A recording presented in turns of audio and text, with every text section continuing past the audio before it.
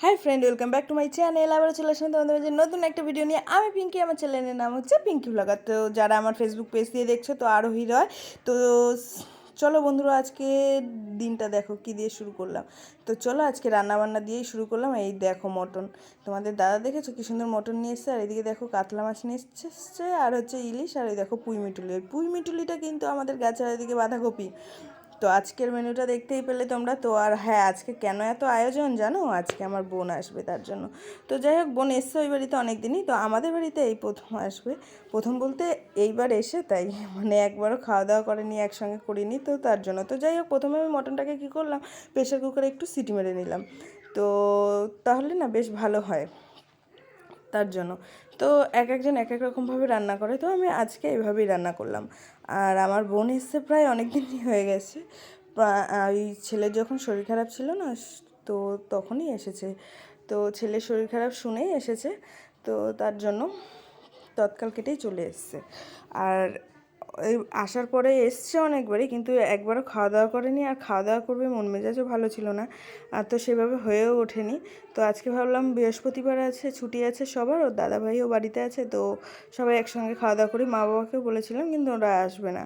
তো যাই হোক, আমার রান্নাটাই দেখো, আমি এদিকে ফোড়ন দিয়ে দিয়েছি। মানে আলুটা তো প্রথমে লাল লাল করে ভেজে নিলাম, তারপর ফোড়নে দিয়ে দিয়েছি জিরের গুঁড়ো, আর মানে গোটা জিরে, শুকনো লঙ্কা, তেজপাতা আর গোটা গরম মশলা, ঠিক আছে। দিয়ে এবার আমি মানে পেঁয়াজটা দিয়ে দিচ্ছি। পেঁয়াজটা একটু ভাজা ভাজা হয়ে গেলেই না, ওটার মধ্যে আমি ওই মশলাগুলো দিয়ে দেবো। মশলা বলতে আদা রসুনের পেস্ট, যেটা আমি করে রেখেছি। আর হ্যাঁ, ছেলের জন্য আমি আলাদা করে করব, কারণ ছেলে তো মানে লঙ্কা খেতে পারে না। আর যদিও বা ও মানে অতটা মশলা দেওয়া তরকারি না ও এখনও খায় না, ওর জন্য ওই পাতলা পাতলা ঝোল এটাই করি। আর যাই হোক, পুঁই মিটুলিটা দেখেছিলে, ওইটা হচ্ছে ছেলের সবজি কেটে রেখেছি। আর পুঁই মিটুলিটা কিন্তু আমাদের গাছের, জানো তো, অনেক হয়েছে অনেক হয়েছে। যাই হোক, আমার পুঁই মিটুলি খেতে তো খুবই ভালো লাগে। পুঁই মিটুলি দিয়ে শুধু ভাত দিলেই হয়ে যাবে। আর ওই দেখো, ছেলের জন্য আমি বসিয়ে দিয়েছি। ওরটা একটু বাটার দিয়ে সব রকম সবজিটা আগে ভেজে নিয়ে, তারপর আর মটনটা যেহেতু মানে সেদ্ধ করা হয়েই গেছে, তো তার জন্য ওখানে বেশিক্ষণ সময়ও লাগবে না। এটার মধ্যে একটু জিরের গুঁড়ো, হলুদের গুঁড়ো, লবণের গুঁড়ো আর একটু আদা রসুনের পেস্ট একটু দেবো, ঠিক আছে। আর এইদিকে কিন্তু আমাদের মানে সেটা হয়ে গেছে, আমাদের মটনের মশলাটা হয়ে গেছে। আর যদিও বা মটন কিন্তু আমি খাই না, আমি চিকেনই খাই। হ্যাঁ, সত্যি আমার চিকেন প্রিয়, মটন আমি খাই না। ছোটোবেলা থেকেই খাই না। দুবার খেয়েছিলাম, একবার খেয়ে বমি করে দেওয়ার পর থেকে আর বাবা কখনো জোর করেনি খাওয়ার জন্য, কারণ জানতো আমি খেয়ে সহ্য করতে পারি না। আর এটার মধ্যে কিন্তু আমি একটু দই দিয়েছিলাম মশলাটার মধ্যে। আর এদিকে দেখো, আমার কাতলা মাছটা প্রায় ভাজা ভাজা হয়ে গেছে। অনেকটা বড় কাতলা মাছটা ছিল। আর কাতলা মাছের মাথা দিয়ে বাঁধাকপি, জাস্ট বা ওই দেখো আমার ছেলের সবজিটা, এদিকে ছেলের সবজিটাও প্রায় হয়ে এসছে। আর টক দইটা ভেবেছিলাম রায়তা করব, তারপর আর সময় হয়ে ওঠেনি। একদিনের ছুটিতে অত কিছু হয় না। আর এদিকে চিকেনটাকে না আমি পুড়িয়ে রেখেছিলাম, দেখেছো চিকেন পোড়াটা, জাস্ট বাবার। এদিকে হচ্ছে এগুলো ফিশ ফিঙ্গার, ঠিক আছে। আর এদিকে দেখবে ফিশ ফ্রাই আছে।